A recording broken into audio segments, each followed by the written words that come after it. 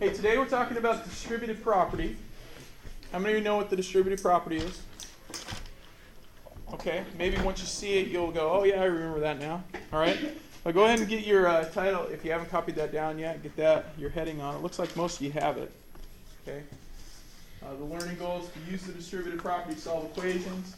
You will not need a book today because I've got this stuff up here. And try some of these problems. I think once we see them, you guys, most of you are going to be, yep, I've got that. I'll give you a minute there. Okay, so distributive property. We're going to do this. I want to go through a couple problems together.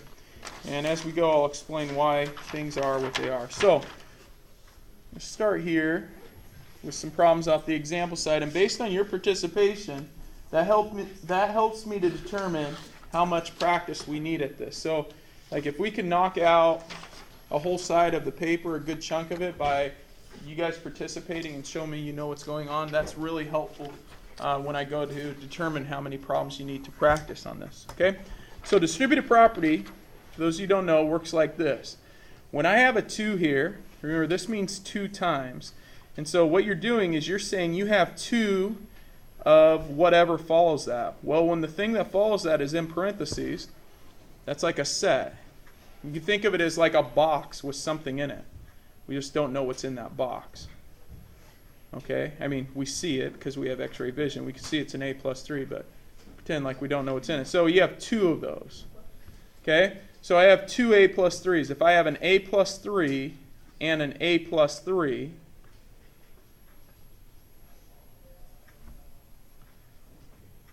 that's equal to -4. That's really what you have there.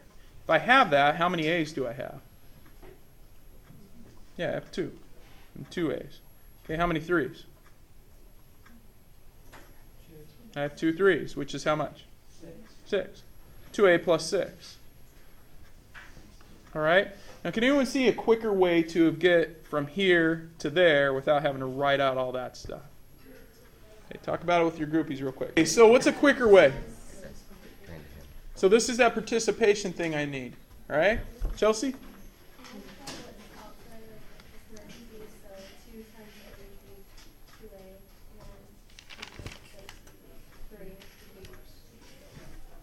Good, so we go 2 times A and good, 2 times 3.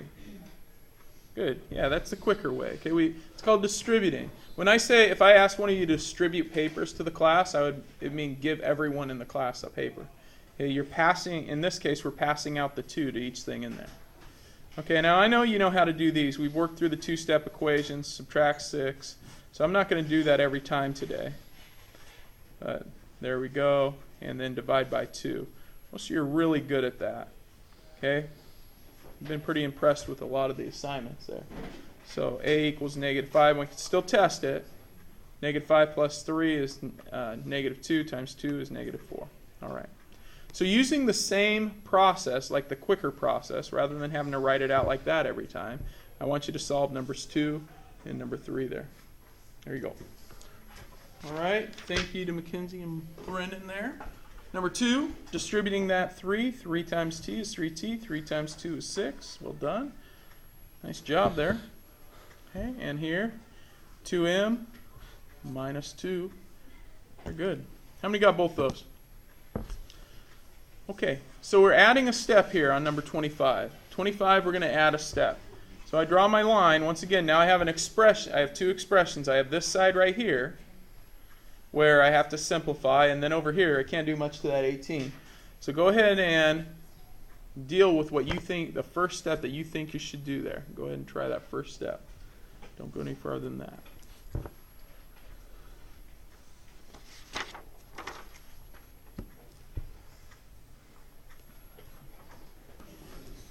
Okay, volunteer, what's the first step? First thing you think you should do. TT? Yeah, let's distribute the 4. Notice this one's a little tougher. You got this 6h out here as well. So when I bring that 4 in, I bring it to the 5h to get 20h. I bring it to the 15 to get 60. Do I bring it to the 6h?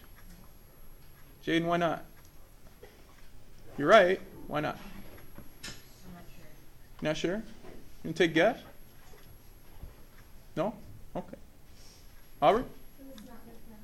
Yeah, it's not in the parentheses, right? I mean, the 6H isn't in the parentheses, so we don't bring it in there. So as Audrey and Jaden said, we just leave it. That's it. So this 6H has to just drop down. All right? So now if you remember yesterday we did the problem where we had combined like terms. So now that we finished that, the reason I have you rewrite it every time is that's your new problem. So going from a distributive property problem to now a combined like terms problem. Okay? So when we put our like terms together, I'm putting together this piece and that piece. That's what we did yesterday. Like pieces give us 14H. It almost sounded like I said pizza, which kind of sounds good, except it's 7:40 in the morning. And all summer you were probably still sleeping at this time, most of you. Think of the good old days, like 3 weeks ago. Okay? All right, 14H plus 60. Now we're down to our two-step equation, right?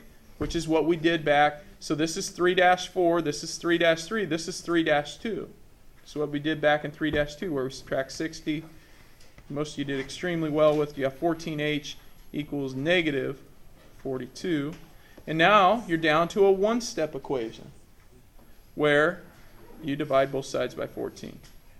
So 1H equals negative 3. So the point of us starting with a one-step, going to a two-step, then to combine like terms, now to distributive property, is that we're kind of working our way to the more difficult ones. And the next thing is going to be we're going to put fractions in and have variables on both sides, which is going to make it a little more complex. Okay? I don't think you got it. Okay, a quarter of you.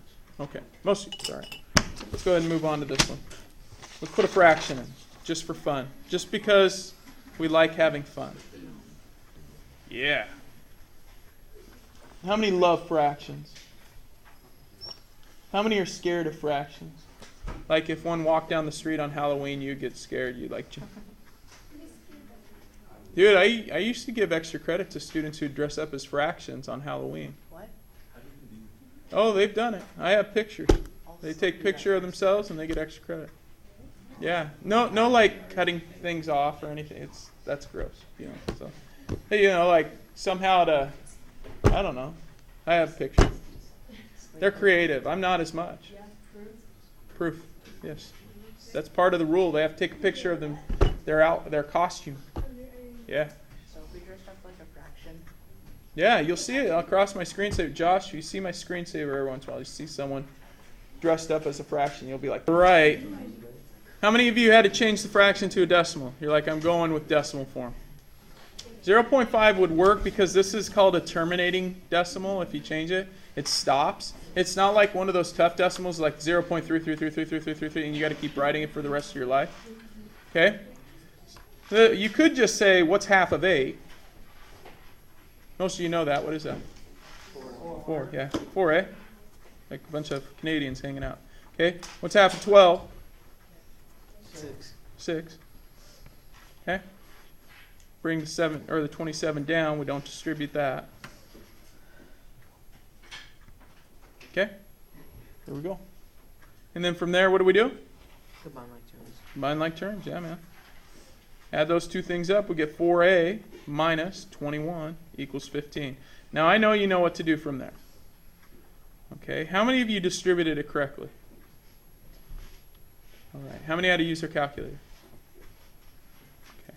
It's okay if you had to, but I prefer you try not to. So, like when you're looking at this one, okay, you don't have to write this one down. Just kind of follow along up here. Try to do it without your calculator. I'm pretty confident based on the participation and looking at your work there, that most of you know you distribute that. Now, I think it's important if that is not in front to circle the sign that goes with it, because sometimes that's a minus sign, which makes that negative, which means you're bringing in a negative. So it's good to circle that.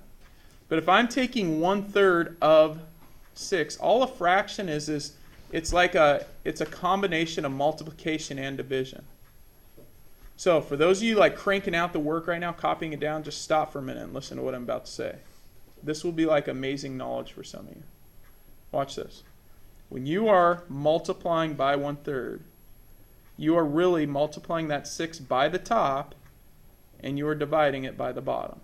So all you're doing is 6 times 1, which is 6, and then dividing by 3, which is 2. Now most of you are like, well, maybe I could do that in my head. But some of you struggle with that. 1 times 3, which is 3, divided by 3 is 1. That's 1D. Not the band. All right? 3D, negative 3D plus 1D. This is like their evil cousin. All right? Equals negative 10. All right? Very good. And then from there we go on. So if you struggle with the fraction piece, please ask for help. Okay, I know that most of you know that you combine like terms next. Negative 2D plus 2 equals negative 10. And from there, you guys know what to do. Okay. Everyone rate themselves 1 to 5. Okay. Pretty good participation today. Better than yesterday. Now, I got to